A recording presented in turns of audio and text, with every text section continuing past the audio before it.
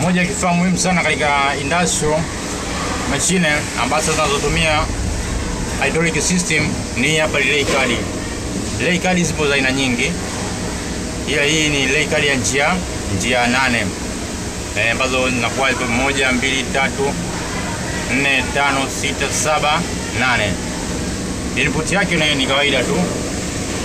Unaingiza positive negative ya 24 DC.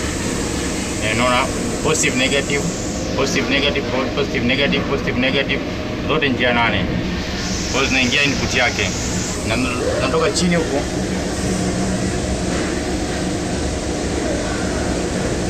Ikiwa njia 3. Ya kwanza inakuwa normally open, nyingine ya pili inakuwa normally close. Nyingine ya tatu ni common. Hii ni kwamba kwanza umeme unapotokea katika PLC yetu huku DC voltage inakuja hapa. Ikishakuja hapa inaenda kwenye hii relay.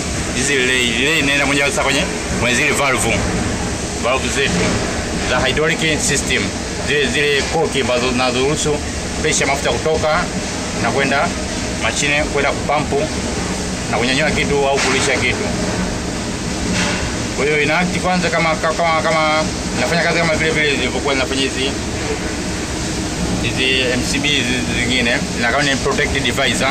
Pia ni switch kama switch ina control ule mfumo kwamba unahitaji wakati huu ikiwa on umeme utoke, au ikiwa off umeme ukiwa uwe normal close au uwe normal open. Yaani kwamba ikiwa iko on umeme uwepo au usiwepo. Hata ndio inafanya kazi hiyo.